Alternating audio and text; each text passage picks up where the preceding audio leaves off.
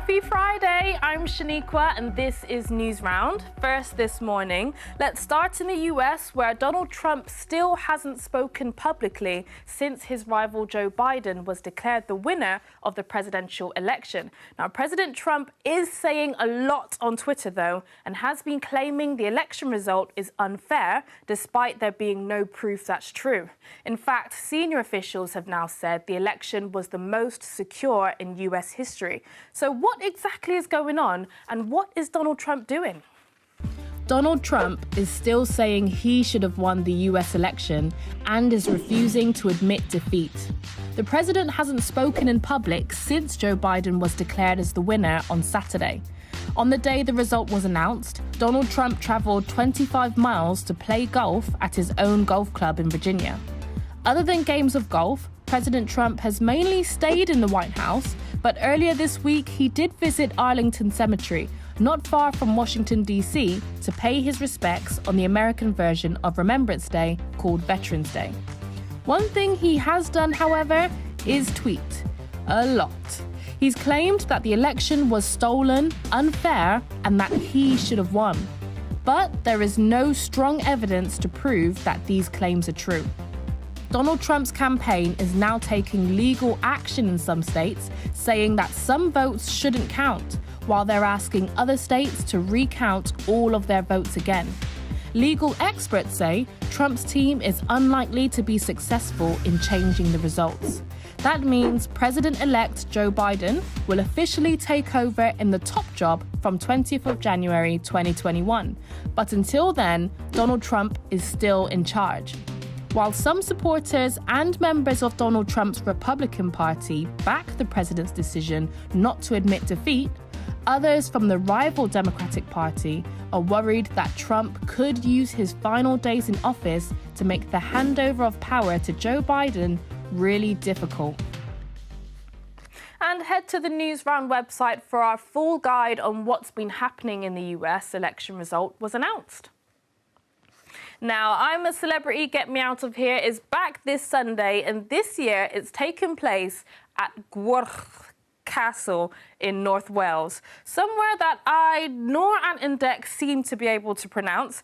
Well, we went to a school nearby to get a few pointers on how to say it, and the kids had some words of warning for the celebs and a few Bush Tucker Charles ideas too. Take a look. I'm a celebrity coming to Gwerth Castle, and I'm really excited because I never thought a big TV show would come over to a little village like this. I say Gwerth. I say like I say Gwerth. Gwerth. Okay, I don't know. Where? It's Gwerth Castle. You'll get that in. Gwerth. I have a warning for the celebrities that they need to watch out for the seagulls because seagulls aren't very nice. They steal your chips, your fish.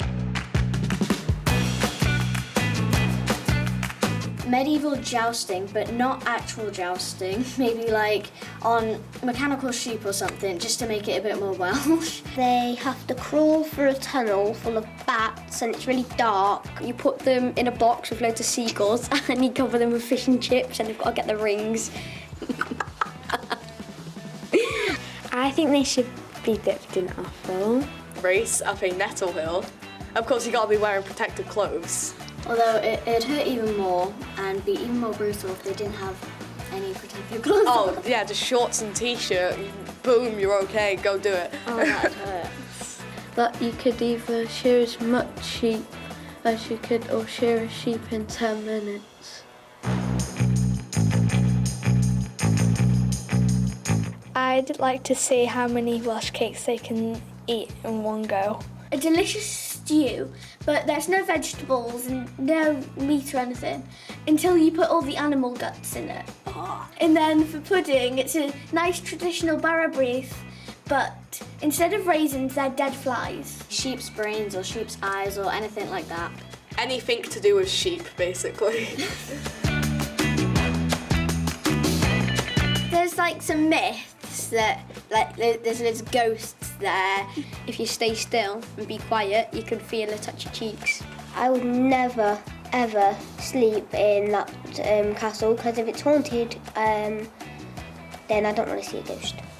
I would not like to stay in Grey Castle. Please don't set fire to it, because it's been there for... Oh wait, they can't set fire to it because it's all stone. Yeah, but yeah. Right, cut that out.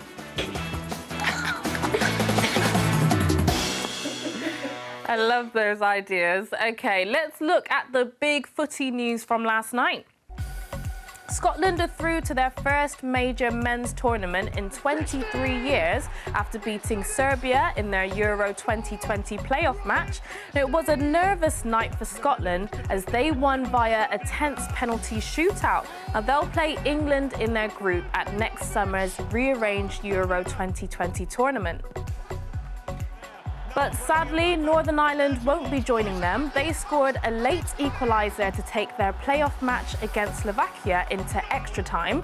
But their hopes of making it to Euro 2020 were dashed by a late Slovakia goal. And England beat the Republic of Ireland for the first time since 1985 at Wembley Stadium. Goals from Harry Maguire, Jadon Sancho and Dominic Calvert-Lewin sealed the win, and it was a big night for teenager Jude Bellingham. He became England's third youngest player at 17 years and 136 days old. Next, it's time for this week's Stranger Stories, starting with a rather unusual golf shot. To start this week's Strange, how's about this golf shot? Golfer John Ram decided to skim the ball across the lake rather than the normal way of hitting it up onto the green. The ball skidded across and went round the green and straight in to give him a hole-in-one. Not bad, eh? Now, this may not look very strange to start with, but this is one of the main roads in Costa Rica and they were planning on extending it to deal with the increase in traffic. However, as they were digging, they came across ancient vases and other important artefacts from the past. Building has now paused whilst they dig to find out more. Sticking with roads, imagine coming out of your house to head off to school only to find your car being swallowed up by a sinkhole. That's what happened to this car in California in America. The ground opened up due to a water main breaking underground and washing everything away. Fear not, people, no one was hurt. That's all of your Friday news, but Ricky's back tomorrow morning and it's Children in Need today, so we've got loads on the website for you. See ya!